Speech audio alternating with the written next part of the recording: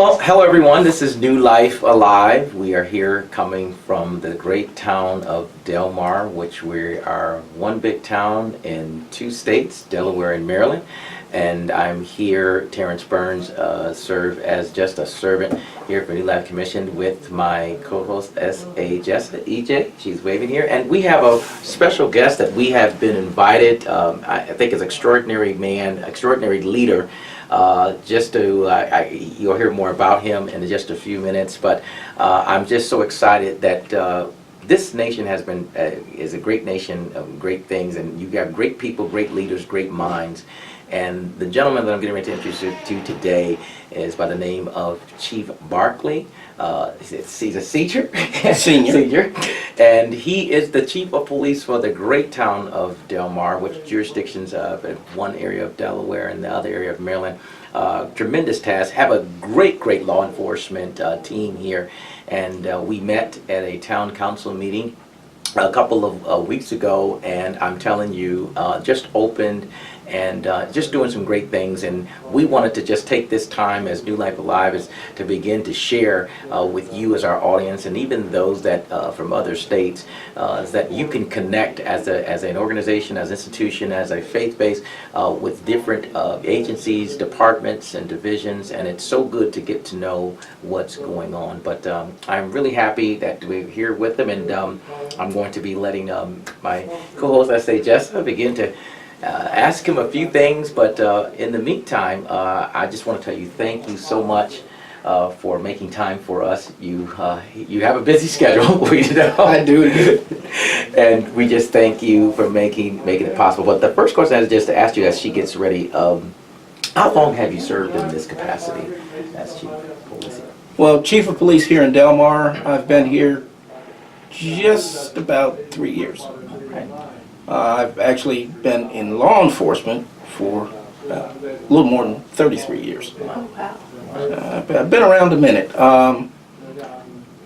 At one point in time, I was actually the acting chief over in Salisbury, to our south. And after they chose a chief, then I was the second in command, the colonel. So day-to-day business and running of a department was kind of, it wasn't new to me, I'll say that. Wow. I do apologize. That's all right. That's all right. We're informal. That's a good thing. We're informal. That's like I said. This is all informal. We're just happy. And I also had to ask you before EJ continues, what got you started in your transition into law enforcement? Wow. Where do I even start? That's a good one. We'll move past the childhood stuff, because that was a little different. But as a teenager, I got a chance to know and observe someone who was really good in our community. And he was a law enforcement officer. He was a state trooper.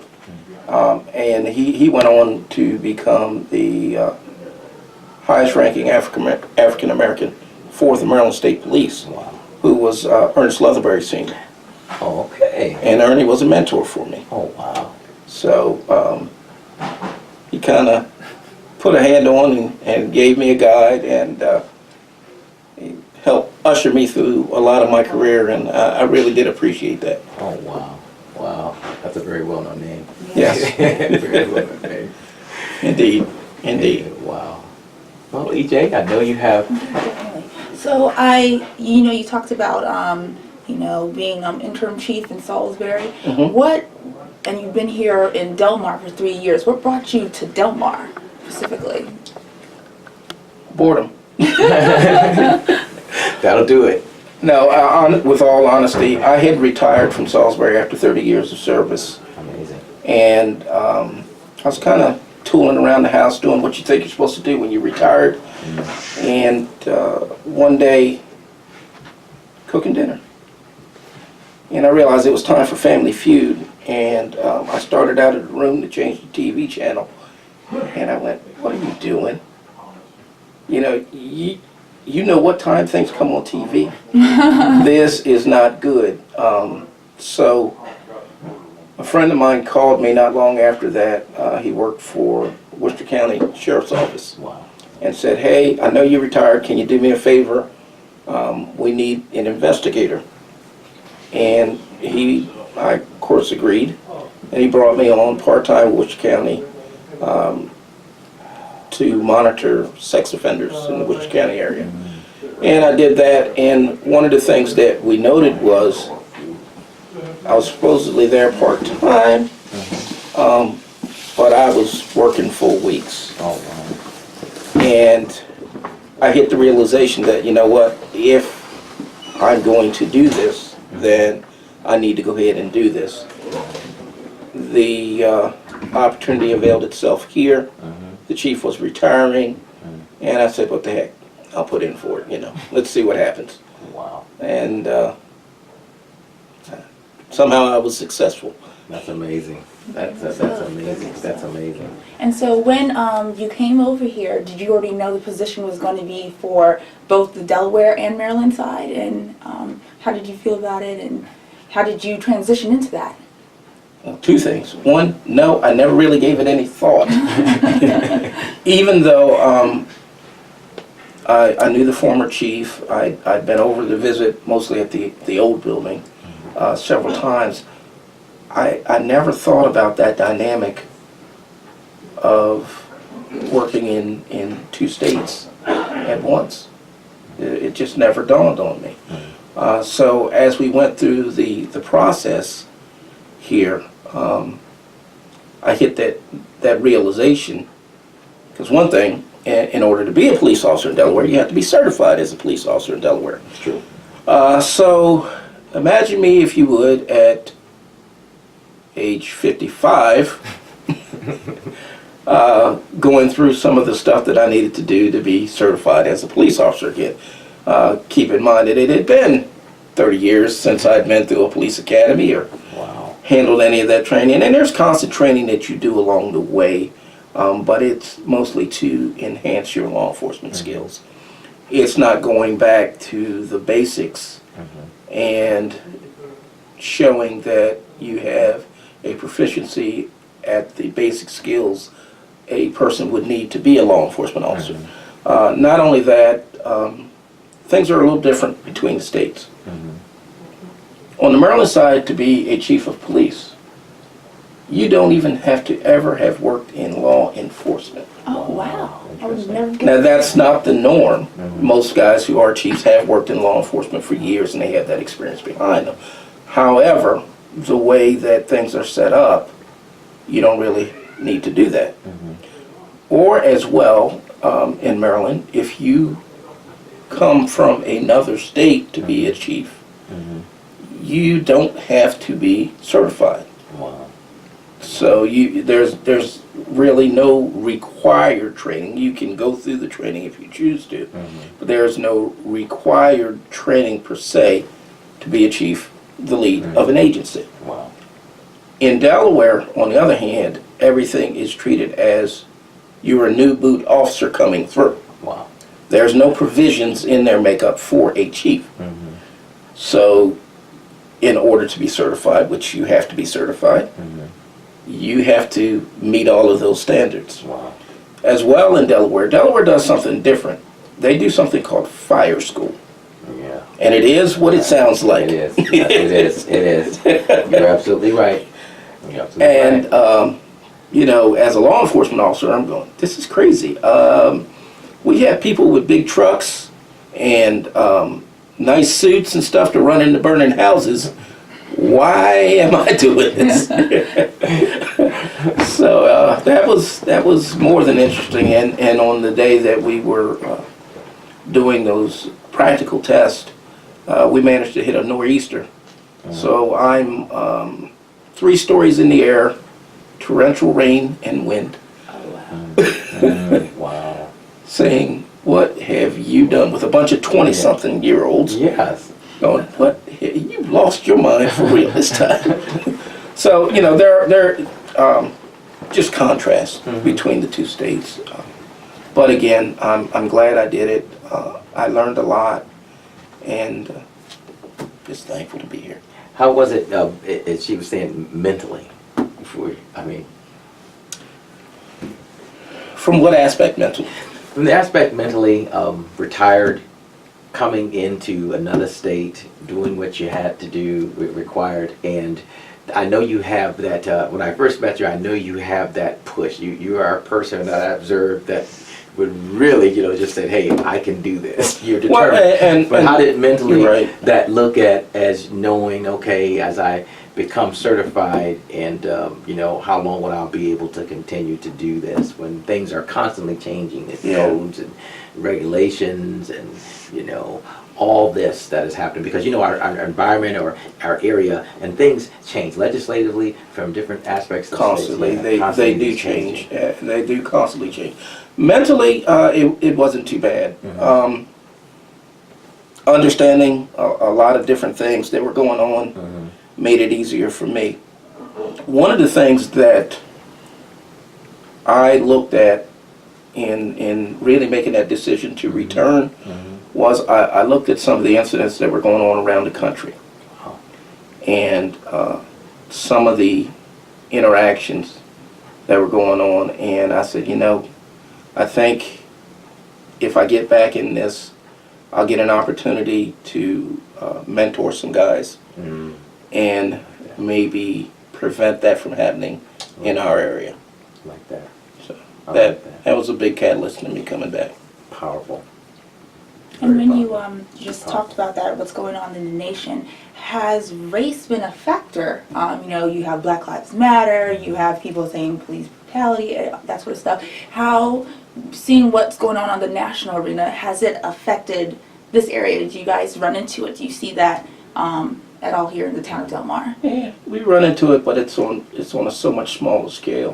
One of the things that you also get with Delmar is, I want to say things are almost reversed, but they're not. Our community contacts are more than likely going to be non-minorities. Those are going to be people that we're interacting with. Those are going to be mostly the people that we're getting in tussles with. And so you still get, though, you will still get individuals who will come through and they will say, this incident is racial. I feel this way about this situation because this happened. And you still have to go back and look at the facts and look at everything that happened. I'm one of the things I implore people never to rush to judgment. Even though some of these incidents occur in the blink of an eye, you have to take the time to get all the facts. Yes. Even when a lot of times you're looking at what you call video evidence of what had occurred. What happened before that tape began and what happened after it stopped. You still have to get all the facts. Yep. It's difficult. It's very difficult Yep. because a lot of times the information that you get is going to be based upon the individual's perception of what occurred. Wow. But again, taking that time to make sure you know that information goes a long way in helping people to understand why what happened the way it did. And most of the officers that I work with, most of the officers that I know, would prefer to be judged as an individual by what they do. And if we have people in our ranks who are not doing the right thing, we don't want to work with them either. Wow. We don't want them here. Wow. I like that. So, that's the way it is. I like that statement. When we first came here over a year ago, I think we were just going around, just not only passing out tracts about being in ministry, but wanted to do a survey on what are the needs so that we would be able to help assess those needs, and working with law enforcement, working with town government and your colleagues and staff and comrades, they drove up to us so kind. And the first thing they said, is there anything that we can do for you? Let us know. Come by the station. If you want to talk, drink a cup of coffee, let's get together on ideas. Our chief of police will be really glad. That has never happened since Wow. we've been in existence. Yes. As a ministry and as an organization, I found that to be very unique. And they stopped us and asked us, did we need anything? Did we need what? And they were pulling over from the Maryland side. We were in the Delmar side. And it was amazing. And right then and there, you know, when you are, even in pastoring, you're making moves, you're going to have people in your congregation that says, okay, law enforcement can be too strict, law enforcement Yes. can be too aggressive. Right. But it was the blend of coming to us. And here, you know, you have people of color, you have people of other color, but it was amazing how they approached us and asked us, what else can we do for you? I was done. I said, well, I know we made, I mean, it was, when we came to the area and we, you know, had decided to purchase a little building on Pennsylvania Avenue, it was, they were a little bit scared and said, well, why are we downsizing? I said, well, it's not the process of downsizing. It's the process of being where your need is the most. Absolutely. And That's correct. And when we had saw a couple of, I think it was a couple months ago in the early part of this year, there was an issue with young juveniles getting in trouble. Yes. And even with some of, they were harboring on the Maryland side and the other side. And I said, this is where we need to be. And we did aggressively as we went door to door. We were talking, we were, you know, not just offering prayer, but what is it that, you know, we can do to try to give you a better perspective. We're going to go, and we're not going to go and protest. What we want to know is what is the actual problem that you're dealing with. Maybe something internal, maybe we can advise you to go to get counseling. It was very receptive, and in that, your law enforcement team support, and it was amazing, and I was almost in tears. I'm sitting there, I think it was Judge Barkley that was a retired judge that was with me at the time. We were walking, and she was like, and they said that and they saw us talking to the, the community was even excited. They said that this has never happened for them to have a ministry go door to door and working and excited about being with law enforcement. Right. And it touched my heart because I almost went into tears because to be approached like that and then to say, what can we do for you? And even with the Heritage Day, Yes. it was amazing. So I wanted to commend you on that because Well, I knew it was, this area fit us where we needed to be. That really warms my heart to hear that story, because that is exactly what I need them to do. Yep. You know, we understand, and we have these conversations, that there's a healing that needs to occur between law enforcement and our communities. Yep. And the only way that we can get this started is, one, through dialogue Yes, and understanding. yes, If we continue to dance around each other, it's true, we're never going to get anything done. it's true, And the problem with waiting until something happens exactly. to start dialogue is it's often angry dialogue. Yes, it is. And people don't, especially law enforcement, because I've sat in this seat, they don't feel comfortable speaking either what's on their mind or what's on their heart. Exactly. And so therefore, the good information never really reaches the people that need to hear it. Exactly. You know, just like I remember you and I had a conversation when we met over at council chambers, and we were talking about how to avoid some of these situations that our youth find themselves in. Yep. And you know, one of the biggest things that, number one, I can say to them is, even if you have met the worst officer on his worst day, that initial point of contact is not the correct place to try to debate. Exactly. That is so true. That is so true. What I say is, live through that encounter, Yep. regroup, Yep. go get some help, That's right. and then come back to address the situation. I like that. Because when things escalate out there at the scene and people get hurt, whether it's a citizen or whether it's law enforcement, you can't take that back. Exactly. You can't. And to be perfectly honest, I don't know that you can ever mend that bridge. That's exactly true. You know, that whatever's happened has happened. And it's going to be difficult to change that individual's mind, be it, again, the citizen or be it the officer. They're both going to walk away from that situation with opinions, unfortunately, not even of the individual, because they don't see the individual. They see a group of individuals based on that encounter, both ways. When, you know, we often ask people, listen, you know, don't discriminate against me because of my race. Don't discriminate against me because of where I live or where I work or a number of things, religion, heck. Yeah. Well, that same thing we run into often in police work. People will see you come in a uniform, and I understand what that symbolizes. Yes. I understand through history what that is. But you have to look beyond that uniform. You have to look beyond that badge and find that individual. That's right. You know, it's the individual that causes the act. It isn't the badge. That's right. And I can guarantee you, well, at least I like that. I'm on the East Coast, so I don't get to see a whole lot of what happens throughout the country. But through most of my contacts in law enforcement, when we see people out there who are doing the wrong thing, we know that that's a bad representation of us. Wow.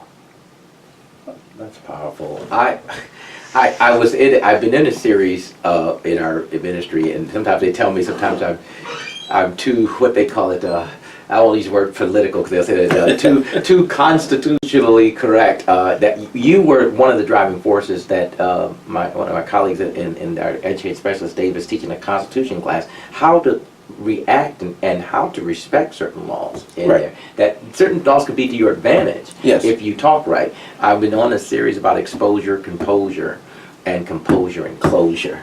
and a lot of times when things are displayed and we expose some things, we have to come to grips that there may be something internal how we see. It's like it's not it's what has been in place. You know, I often say in Romans 13, let every soul be subject to the higher powers. For these powers were made as ministers, they were made as servants to help provide protection, to provide guidance, good judgment, good counsel.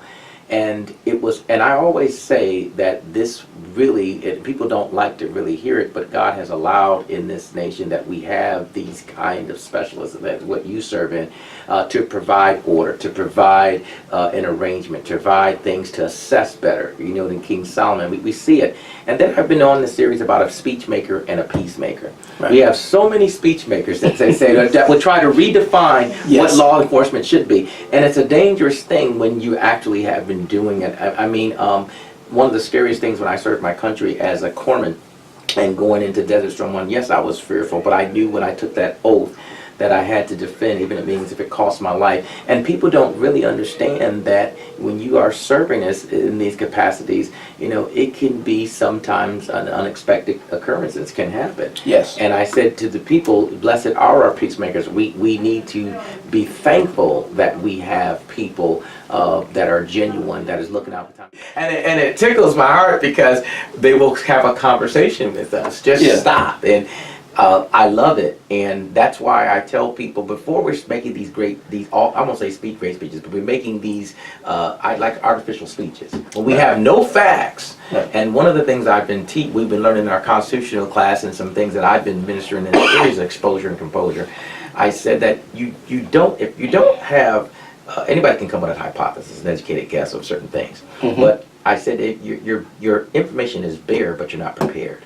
And I said it so many times, we're not prepared with accuracy. We're not prepared with facts. We just want to go in and say, okay, but if you are caught doing something, or I won't say being accused, but if there has been some evidence that may seem to be true. Right. And I know a lot of things we don't like to talk about is things as dishonesty when you have people that you know have been dishonest. Yes. And we have had it in our ministry where and I honestly will say this even live here, that when I know that, okay, if there is a warrant out for you and there's something that you need to correct, and she knows this, everyone in our conversation, I want you to get that corrected. Absolutely. I don't need law enforcement to be waiting for you outside when knowing, okay, there may be an award out for you. Right. And then somebody I want to get some money. But if you know that there's something you've done wrong, and they've heard me, you need to get that correct. And a lot of times I've been branded for that.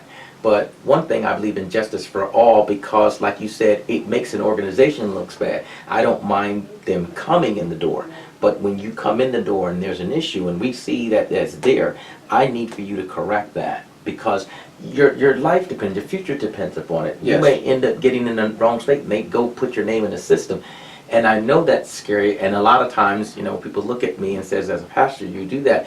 But one of the things I have to remember, the Bible told me to follow the ordinance of man as well. So it is my job as a leader, and I say this as a leader and as a servant, is to make sure that we live peacefully. Yes. And I think, and I took some hits for it. I took a lot of hits for that for over the years in pastoring. And I honestly say that to our audience, that if I know we try to say the separation of church and state, but I do believe we are brothers and sisters keeper. And we need to make sure if there's something that you identify, turn yourself in correctly and get it right. I didn't mean to jump into your question, but he said some things that were really dear to me, because I see it, and the first thing they say, well, the law did me wrong. If there was a bus and a family member that is affiliated as going there, well, I don't think that the Attorney General's office is doing right. I don't think I was done fair. Well, I said, well, wait a minute, but what did you do, or what participation you had, or who were you interacting with? And I said, I don't want to jump to a conclusion, but if I see your name on there, my first thing that not to assume is going to be, okay, they must have some strong evidence on you. And we don't like to talk about these issues, sex offenders. We don't like to talk about people who've been theft, robbery, habitual offenders, and all aspects. But these are topics that has to be presented. But there's a way in the 21st century that we can present it, but not being too offensive, but in a way that we can present it the right way that will help guide. Because I see it where, even my regular job, where they go to these courts and they're there, and the first thing they're calling me on the phone, well, Pastor, can you be in court? Well, first of all, what is the real issue? What's really going on? So absolutely. And EJ, you can attest for that. We see it all the time. All the time. All the time. So. Well, one of the things that when I have these conversations with the youth that I like to talk to them about is responsibility. Mm-hmm. Owning the things that you do. As you go through life, you are going to do things that cause consequences. Yep. Some are going to be good consequences, some are going to be bad consequences. But you need to own what you do, man up, and accept your punishment. If it is punishment, or your reward sometimes. Wow. That would make life in our society in general so much better. It's just owning it. That's right. You listen, you did it. And being a police chief, at least from my perspective, is a lot like parenting. Mm-hmm. After you get here and you work with these guys for a while, you get to know the individual, you get to know the personalities, you get to know the things that they will and they won't do. Just like I do with my boys. I know what they will and they won't do. So when someone comes to me and they say, your son did so-and-so, well, number one, I have to look at the individual, because I can't look at the group of them and say, well, somebody said he did it. You were probably with him, weren't you? No, I have to look at the individual, and I know which son will tell me a lie, and which one won't. I know which one who is going to do the right thing to a flaw. No matter what, he's going to do the right thing. And I know which one is going to look at a situation and go, I ain't got nothing to do with that, I'm going to keep on moving. Oh, wow. But so you have to know people and know those personalities and know how they react to different things. Back to, if you do something, sometimes you got to own it. And that doesn't mean come into the police department, throw your hands in the air and say, I did it. You know, that's not what that means. But be real I like that. with your parents, be real with the people that are close to you. Wow. Tell the truth. Wow. So that way when it comes around, Wow. because I'm on my job, Yeah. when it comes around, other people aren't standing in the background going, man, you just wronged this boy, and for what? You know, one of my best friends right now, Wow. and I call him a best friend, he's a very good friend, Wow. is someone who I sent away for 10 years for armed robbery. Wow. Oh, wow. Wow. 10 years. Wow. And I was walking, my boys were little then, we'd gone grocery shopping, my wife and I had gone grocery shopping. And as we're walking in the store, I hear someone call my name. And I turn, and it's this gentleman. And I look at him now, and he's changed a bit from where he was the day I arrested him. He's been lifting the weights, and he's a little larger than I remember. And my first thought was, man, this is not going to go well. So I tell the wife, take the boys, go ahead into the store. I'll deal with this. And I stand there, and he comes up to me. And as he comes up to me, one of the things that he does is, of course, he steps into my personal space, and I'm thinking, oh, this is really not going to go well here in the middle of this store. He reaches out and he hugs me. Oh, wow. Wow. He says, man, Oh, wow. you may not understand this, but you saved my life. Wow. And my heart melted. Oh, wow. Right there on point. Melted. Wow. You don't often get that opportunity in law enforcement. I hope it happens to everybody. Wow. But that made it all worthwhile. Just that one instance. And it's happened to me since then more.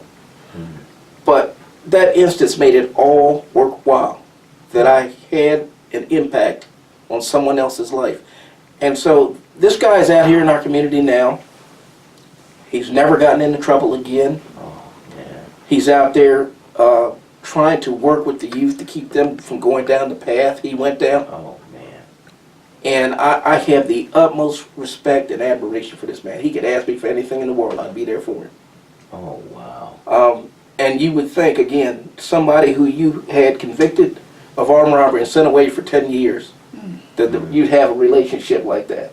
So, yeah, I get a little worked up when I talk about that. No, one, I but can that's, see it. I can hear but that's, it. Yeah. that's how I truly Wow. feel, because, you know, like I said, it was that impact. And it is. It's powerful. It's powerful both ways. It's certainly powerful for me because at that moment, you think about everything that you're doing and you go, wait a minute, maybe I did do something right. Wow. You know, so it's really a good time. But once again, Wow. he owned what he did. He accepted his punishment, and he moved on with his life. I like that. It's sort of like Ecclesiastes, the time and the seasons. And that was the season. I mean, we demonstrate what we took the oath to do, but that oath helped somebody overcome. Right. Yes. It helped him to see a different opportunity.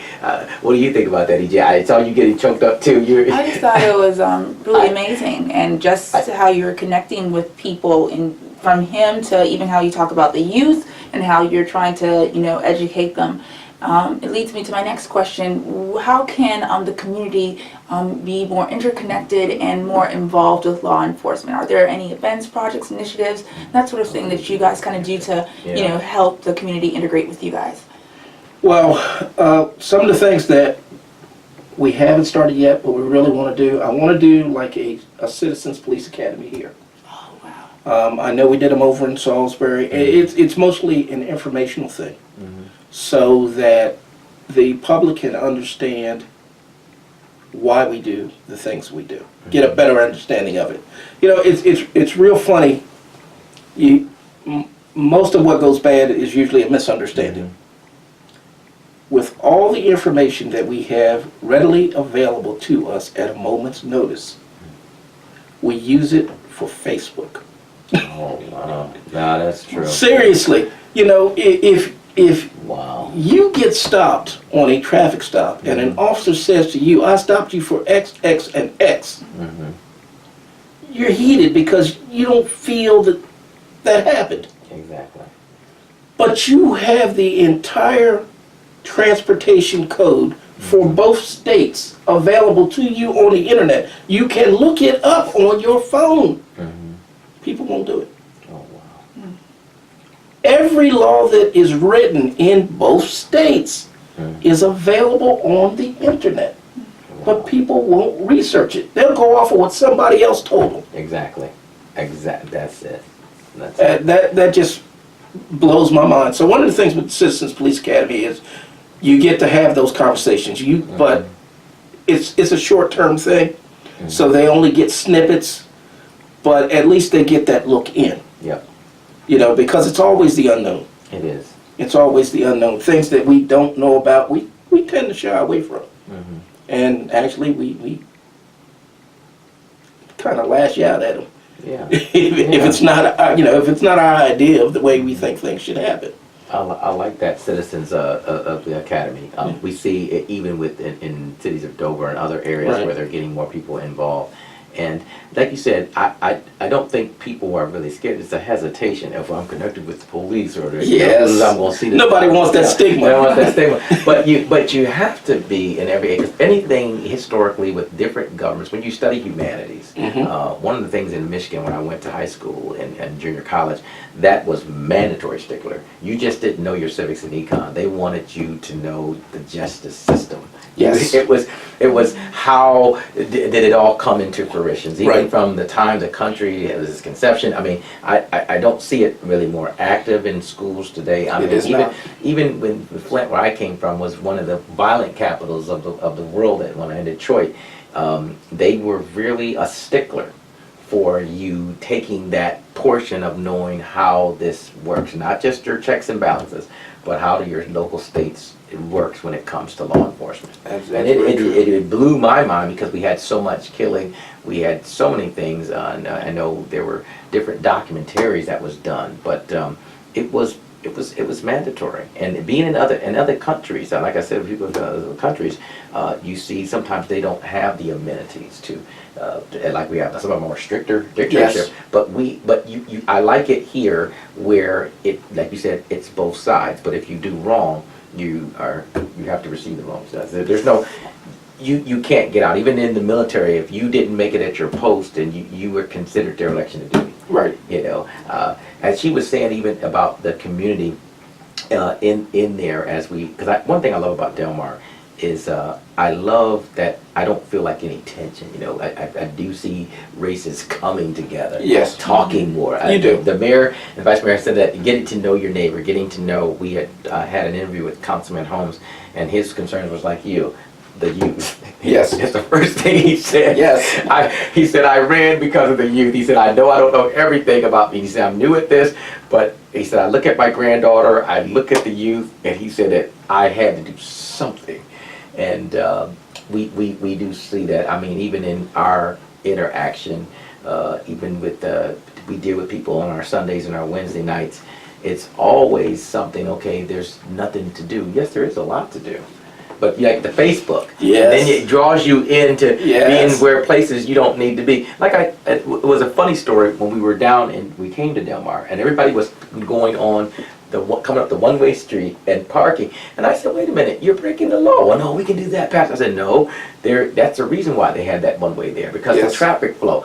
And when even people at our ministry, I said, listen, if you do and you break the law, you're gonna get a ticket, and I'm not gonna defend that Right. because I knowing with my other job, you knowing how the traffic patterns and flow is. Right. You know you have law enforcement coming through this area. Why would you go and Have do a it? one-way street. Yeah, well, Yeah. So that community, the community having that community academy would really be good, because our next door neighbor, she monitors that and making sure our building, no one's coming up that one way Yes. and doing that. Now go for it. I said. Yeah, and just as we're talking about the youth, and I know that you're interacting with them in the community, is there anything else, or like any particular programs that you'd like to initiate with the youth? I know when Heritage Day was going on, you guys had like a demonstration with the canine dogs, which was neat, and there was a lot of young kids, young adults there to watch it, and they really enjoyed it. Well, I guess one of the sad things in law enforcement is everything that you want to do with the youth comes at a price tag. And of course, we don't have much of a budget to start with. But we are working our way through a lot of this. I had the pleasure, again, in my former career, to start a youth athletic league that went on for a long time. Oh, wow. The problem with it was we did get the youth off the street. We gave them something else to do, and we kept them busy for great periods of time. But what we found is, in the long run, we became a babysitting service. Oh, yeah. Because the parent would not only send the youth that was involved, they would send all their younger siblings. Oh, wow. The parents weren't coming to the games to support the youth. It ended up, in the long run, that went away. I would love to be able to do something like that here. Again, with the restrictions that we have, we got to take baby steps. So coming up in the next few years, you will see us doing things like sponsoring sports teams and things like that, because sports is huge in this community here. It is. And one of the things that I know is these folks come out and they support their youth. We saw that when Delmar had won it, and what was so strange is you're the I believe the town manager. Yes. Sarah Bynum has nominated, and she will be sworn in. That is Misty Jones. She's a Delmar native in Parks and Recreation, and we had got a chance to talk with some of the Park and Recreation's the members Right. On the Heritage Day. And they were, and Mr. Harden as well, said, well, no, you need to work with the police department. We need to get some things going. I said, oh, yeah, we're going to get there. Good. Yeah. And he was excited about it because they said we can use some of the facilities of schools. And like you said, it does take money. It does. When you have see those types of, I won't say so much as challenges, I like to look at them as ways that we can get to one step to another capacity, or get to one area to another, because it is a challenge, and eventually we can champion that. Right. But as we go forward in that, I'm not going to say frustration. Everything is his timing. Yes. How far along you're looking at this trajectory of it coming into existence with getting these types of, I won't say programs, but these kinds of initiatives to come into existence in this town? Well, I guess the fortunate thing for me is, so far every idea I've had, these guys here have made it happen in far less time than I had ever anticipated. Wow. Because when you look at National Night Out that we did last summer, I was used to National Night Out, being in Salisbury, and I hate to keep bringing that up. I was used to doing that every year. When I came here and I mentioned National Night Out, the guys looked at me like, what are you talking about? What is National Night Out? I said, wait, you don't know? Okay.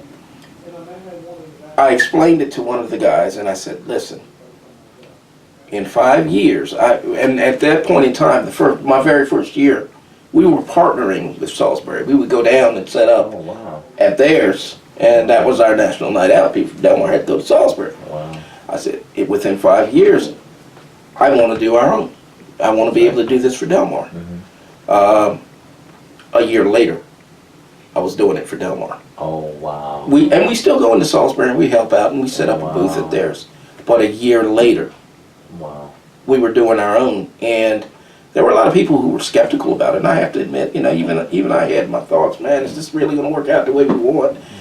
And I know that we dealt with at least 2,000 to 3,000 people in State Street Park. Oh, wow. That's how packed that thing was.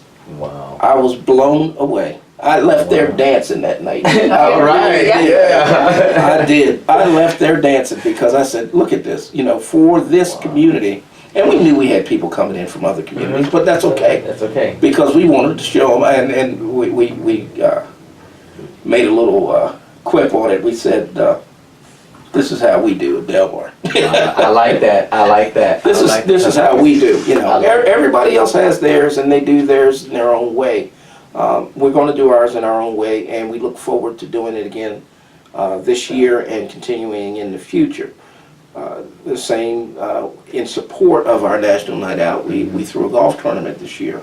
Oh, wow. And again, there was a lot of skepticism.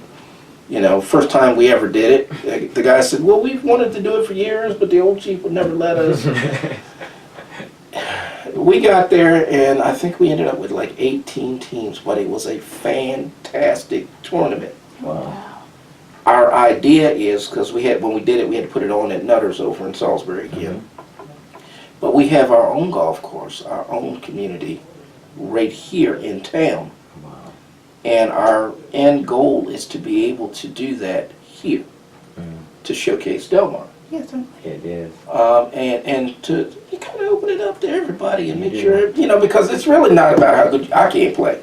I'm gonna tell you right there, I I can't need to play. learn. I need to learn. I got the tools, but I can't play.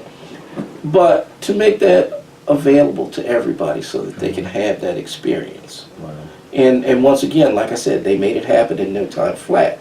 And so, you know, we talked about the initiatives we wanted for the youth and being able to sponsor the sports teams. Well, again, I can't ask for that kind of stuff out of my budget. Yeah, that's right. They can't support that. I can't ask the taxpayers to pay That's for right. that. That's right. But we did so well with our golf tournament Mm-hmm. that this year we'll be able to sponsor a team. Now, when is there going to be that national night for 2018? For 2018, well, here you go. It's the best way to figure it out. First Friday in August. Yes. Okay. And just for the viewers, could you just give them just a brief description of what National Day Out is, just for people who don't know? National Night Out, well, it started somewhere else besides here, but it actually started with community. Yep. And they wanted to get a chance to get together and show strength in community. Initially, I think it started like a picnic or something like that to get the groups together. Yeah. And they thought as well it would be a great idea to bring law enforcement in so that they could have those interactions with the community in a setting where you're not going out to lock somebody up, or you know, you're not having those confrontations. You're not in that situation where you're dealing with an adversarial. So they started what is known as National Night Out. Now, National Night Out itself is a franchise, actually. And we're going to kind of step away from the franchise and once again do it our way. National Night Out is actually the first Tuesday in August. Wow. Is the big day that most around the country will celebrate. We have elected to do the first Friday one, I like that. so we keep the attention of our community. So they get the opportunity, if they choose to, they can go enjoy these other National Night Outs. That concept. But we're going to do ours on That Friday. concept. And take a few hours on a Friday evening to bring people in. Everything is free. You know, all the food, all the drinks, all the entertainment Wow. is free. And just come in, get an opportunity to meet your neighbor, Wow. get an opportunity to meet the guys in the police department, meet your public officials, and anybody else that wants to come in. And you know, again, one of our biggest partners and one of the groups that made us so successful this year was Faith. Oh, wow. They stepped in, one of the churches stepped in, Wow. and they handled so much of what we couldn't handle. I got, Wow. at full strength, I've got 14 people here. Wow. That is not enough. That's not. Yeah, That's not not. thousands. No, it is not. Wow. And so let me say this. I had a few thousand people in a small contained spot. Wow. Not one issue. Wow. Not one. That is amazing. Very much so. That is amazing. You know, when you even talk to Chief Barkley, he's a visionary. See, he said that and I think the thing that caught me even the most, as you're saying, that doing it our way. That's Yes. a visionary. A visionary one, not only who just gets a visual, but sees a concept and he brings it into existence. He sees a concept, and they continue to strive even for that. And I like your method, because even with our ministry, they kept asking me, why didn't we put a bunch of scriptures for our commission, vision, mission, and mission? I said, but I want it to be a different kind of establishment. I want it to be an establishment. When I look at the good book, the Word of God, Jesus always interacted with different types of people. Yes. Unused people from the elite, the non-elite, those who thought they were insufficient, and many things, and had conversations when we really look at it theologically. But one of the things I told our ministry, I said our vision is to comfort and encourage the discouraged, and encourage the discouraged to have time Yes. to encourage. But you can't strive to that unless, I said, our mission to be serve as a motivational mechanism. And people say, well, that's flat. No, because the fact is, how can you motivate people unless you're not motivated, if you don't see yourself as what you should be? And that is one of my drives that really keeps me, even sometimes, well, you know, when different Sundays you see audience go up, go down, people always having their issues about what's happening even with the nation. Yes. I think, but you have to begin to see yourself, what can you contribute? They say, John F. Kennedy say, ask not what you can do for your country, but ask not what you can do, but what you can do, but what you can do for your country. And a lot of times everybody wants to do what they really want to do. And I looked at that and I said, well, ask not what that my community can do for me, but ask what I can do for my community. I agree. And when I came in, and even in pastoring, I said that we had even had to change up the dress code. Sometimes I wear church time. I said, no, we're going to come in just as we are. We're going to go down to the town council. We're going to meet the police chief. We're going to meet the mayor. We're not bringing church and bringing religion to them. We're just bringing our gifts. And I said, our gifts is, what can we do to help them? When I first came in, I noticed the picture with you and the president. I think that is just tremendous. To you to have that handshake, I mean, I'm blown away. No more than I was. but to have, you know, someone who has served in law enforcement for your extension and would have never known that opportunity would come to meet with one of our, you know, I always call a president a prime minister, president about, and could you just share a little bit about that little story? I found that remarkable. That was incredible. To me, that's incredible. Well, again, in my Salisbury role, I was the assistant chief there, and we get a phone call one day from the Secret Service. Said, "Hey, the president's coming to Cambridge. Would you like to meet him?" Have you lost your mind? Absolutely. What do I have to do? Very extensive background check and investigation they have to do on you. Yes, that's true. And even as it was myself and a small group of other chiefs and sheriffs from here on the shore that actually went in to meet with him and have conversation with him. And even as we're stepping into the room, you're going, what do I say? Very tall gentleman, nice guy, man. Very, I know that there are folks out there that didn't care for him, whatever, and to them, I say, number one, I was behind him 100%, but to them, I say, look at me. I am a nobody. Wow. And to actually have the opportunity to meet a sitting president, never thought it would ever occur in my lifetime. Wasn't even on the radar. Wow. And to have that opportunity, oh yeah, I'm shouting from the rooftops. You know, I know when your children probably see that, they look at, you know, they never would have thought, yeah. My mother went crazy. But, oh my God. I think of that, and it's well earned. It's well earned when you can have someone of the, not only the status, but representing this United States as the prime minister, as the executive of your country. Like you said, people are going to have their likes and dislikes of who is put in office. Even if it was President Trump or someone else coming, people are going to have their likes or dislikes.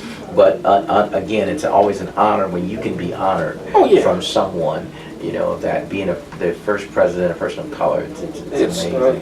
Huge, amazing. huge honor. It's amazing. And I worked for a number of years as part of the executive protection staff for our former mayor of Salisbury, who was Paul Martin. And so I got a great opportunity, number one, because I was always closest one to the mayor. So I'm always the one who stuck on the bus with him, with the governors and the senators and all them other people that they were dragging around behind him. Wow. You know, I was that guy that was right near him. So you always got a chance to see these people. Well, there was one senator who was running for president, and he flew into Salisbury Airport. And I stood on line with the other officers there, and he walked through and shook everybody's hand and skipped over me. Oh, wow. And I was like, are you kidding me? Did that really just happen? Wow. Wow. Okay, don't worry about it. Wow.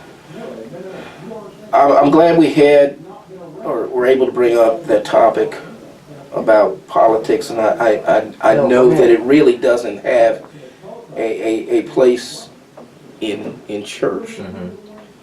But another thing that drives me insane in our community is if we see something we don't care for, we ask for change. Yep. And I think that's what we That's should what do. we should do. We should ask for We change. should do that. However, I see people asking for change and they're going through the wrong venue because they will not express that right to vote. Exactly. And that Exactly. That's what Dave is it, teaching. Yes. it kills me Yeah. because if you have a law that you don't like, Yep. keep in mind there's a group of people that we elected that made that law. Exactly.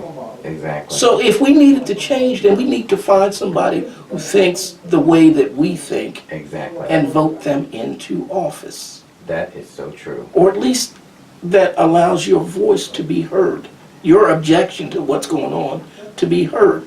But if you ignore this right, if you never express this right, then you allow others to make that decision for you. Great point, because did That's not what Councilman Dave Holmes, and Councilman Holmes said about people will make that decision for you. Yes. And Dave has been teaching us for the last couple of weeks in reference to that your right to vote is important. Oh my God. And he has emphasized, I mean, every Sunday, I mean, we do have guests every Sunday, and they'll look at us and says, you all are into the laws and helping provide change and provide information. I says, yes, we are. Jesus said, render Caesar what is due Caesar. That means we give respect. You render that what we call if it's your taxes, if it's doing things the right way, Right. if it's honor, and certain percentages have to be out following what has been there. So I do believe that 100%. I do get challenged on it, but I thank God that Dave Gibson put that little nugget for you, Dave, that you has been really emphasizing that, because they know every 2 years we come to what we call these midterms. They know there's certain towns, Yes. they know certain ordinances, and half the people even in the town won't read an ordinance. No. They never will, and then until something changes. And they try to say, well, how did you all can validate that? Because you don't come to any meetings, you don't come to know what's going on. And we get it, we get it all the time, a phone call or an email. Well, how did this happen in the town? Well, were you there at the council meeting? Were you there at the meeting? Did you hear this and that? And then they wait till they see something on the paper. So today, I'm so glad you said that, because that's reinforcement for me. That I'm going to continue to make that my mission, is to express that. I know sometimes I get some pushback from a lot of clergy sometimes. You get pushback because I know we don't like to talk politics, but I get it from no matter what party affiliation you are. Still, the fact is, I have different people that are different party affiliations in our ministry, and I know some things are divided. Yes. But one of the things I say, whatever view that person has, let's listen, come together, let's have a conversation. And it has worked out well with us every year, but we don't have the bickering because we know you're going to have some believe this and you're going to have some believe that. But I think with Dave's class and the Constitution, it's letting that there's a lot in common we all have. We just have to kind of sort it out what we focus on. Exactly. And you're saying the right thing when you're overlooked. I remember, and I say this, and I'll be finished with this. I was in an area of a town here locally when I was up near the Dovin County area. And because my car had a black broth in front of it, and the reason why I had to have it in front of it because of the bugs and Right. different things. And I was a new one here, working for state government here, and I was pulled over, and in an area, and I didn't get unsingly. Yeah. And I had a nice outfit on, and they told me, we just look suspicious. But I didn't get angry. I said, I understand that. You see a person with a nice car with a little broth on it. Everybody's not like that. And I waited, and they didn't treat me unseemly, but I knew how to act. And that's like I said, when you know how to act. And they just said, sorry, Miss Burns, it was just a misunderstanding. Your car just looks suspicious because we've had some evidence about a car driving around. But I didn't get angry. Right. Because you're going to have those moments, but there's a way you need to conduct yourself. Yes. And I often tell people in our ministry, there's a way to conduct yourself. We're getting ready to wrap it in, but what would you say? There's been a lot of good in this. But look at our heads are really. This won't be the only time that we will be talking with Chief Barkley. We know his schedule is very busy, but I just want to say we do honor you as that. The Word of God, give honor whom honor is due. Even though I may serve as capacity as a clergy and servant, the word of the Lord said I must come under the authority in order to learn how to help people those that are in authority. So I come under the authority of this town to learn to make sure that we are actually doing things right under the authority. And so many times you say, you're maybe pastor, but I have to come under the authority of this jurisdiction, these laws, these ordinances, in order to make sure that we're doing things right under the authority. Because sometimes you get a leader in there, figurehead, and the first thing they'll do, I'm a pastor, or my family member was related to this, or my dad or someone was a senator or representative.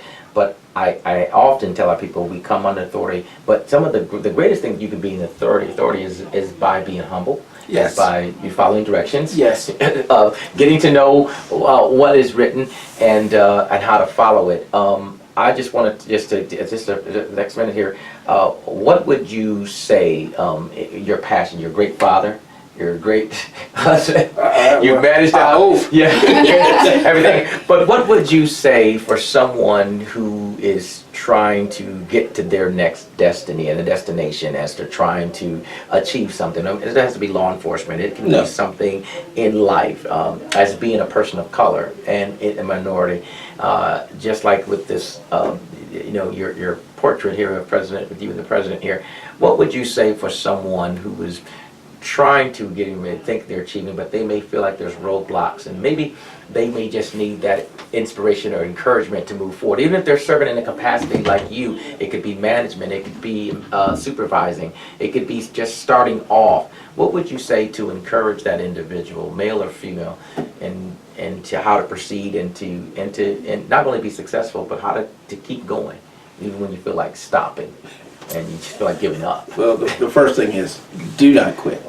I like that. Please understand, and again, I internalize, I'm going to bring it back to me. I went through a long period trying to get into law enforcement. Wow. And I heard no so many times with different excuses. You can't do it because of this, you can't do it because of that. Hey, listen, you did well, but you just didn't make the cut this time. And it would have been easy enough to say, you know what, maybe this isn't for me, I need to go do something else. But I was hard-headed, and I kept pushing, and I kept putting in applications, and I went to school, and it was actually, at that point in time, I wasn't even putting in applications. I was just going through my classes. And one of my professors looked at me and he says, hey man, I see you taking these criminal justice courses. What are you going to do with them? Oh, I hope to be a cop one day, but, it's not working out real good. I've been putting in these applications, and he's, do me a favor. And he was the one that directed me to Salisbury. And he says, go put in an application there. And I was like, okay, I will, but, I already did that, and they already told me no. He said, no. He said, listen at me. You need to do this. So reluctantly, I went and I did it, and I went through the process. And this time, for whatever reason, I got the job. So if that's your goal, don't listen to other people telling you what you can't do. Keep trying to get it done. And remember, first impressions are lasting. The package that you present is what is going to get you there, even more than knowledge. Now, knowledge is key. Knowledge makes you better at what you're doing. But that package that you present is what gets you through the door. So figure out how to be the best you can be. Just know that you don't have to come in flashy suits. I mean, if you got one, that's fine. But if you don't, make sure your clothes are cleaned. Make sure they're pressed. Try to get a haircut. Present the best you can. That's in whatever you do. Not just in law enforcement. Whatever you do. Like it or not, you're always going to be judged by somebody. Be prepared. And again, bring the best you can bring to the table.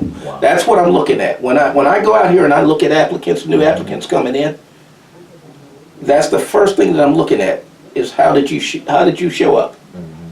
Because when I come in, I know there's a way that I have to present myself to stand in front of you. So please at least take the time and the care to show me the best you that you can. Be respectful of where you're at, because all of that's taken into account as well. Mindful of your demeanor. And lastly, I'll say this. Don't let others decide your path. I've had young men come into law enforcement. And actually, I'll put it the way it is. I've had young men of color come into law enforcement, make it all the way through the academy, and quit. Because their friends didn't like what they do. I'm sorry, as a friend, that's right. You're supposed to hold them up. That's right. Yep. Not tear them down. Nope. And honestly, if your friends are doing something that's that bad, that they don't like what you're doing, do they need to be your friends? I mean, some reflection is due at that point. I like that. So, Chief, you have been powerful. This has been a powerful discussion, and one of many. We want to thank you for joining us with New Life Alive, and you will be able to get us even on YouTube as far as besides our website, and to review, because like I said, you don't want to quit. You don't want to quit. I want to give a shout out to all law enforcement that have been people have served in every capacity, no matter if it's been behind the scenes or on scenes. It's like all the hidden figures. I feel that you've been like this hidden figure. There's so many things that you've accomplished, and you're telling me about your sons going in the great path, but those that have served in capacities where whatever it takes to make sure that we're protected safely. I also give a shout out to Eric Lewis, the first, second, third, Patricia, Dr. Cammie Lewis, family members that will be seeing this broadcast with this, and we are excited about this. And so if we did it, you can do it too. Also, getting to know your community all the way near in course and Detroit, Michigan, and Ypsilanti. And S.A., did you have anything else to say? It was just a power-packed, phenomenal experience. fans, and just to see the knowledge that you have to impart and your passion. It's been really amazing and really enjoyable to be able to sit in your presence and just breathe. Wow. We learned, I think we all learned a lot today. My nephew Zach, thank you Zach so much for making time for us. Like I said, I don't know about you, but I not only learned, but I'm more inspired. You know, And motivated, definitely. I'm definitely motivated, and you know, I'm going to be doing a lot of thinking after this conversation at Councilman Holmes and with Chief Barkley. And we want you to stay in prayer for this department and for this please. area. There's some great things happening in Delmar. Come out and visit us. You know, you can find us easy on the map. And I will tell you, this is one of the, I've seen a lot of great police forces, but this is an amazing law enforcement Wow, group. thank you. I love it here. Chief Barkley, thank you so much. So Again, appreciate it, again, and we'll talk again. Yes, we'll talk Yes, again. We'll talk yes. again. Do Life for Life.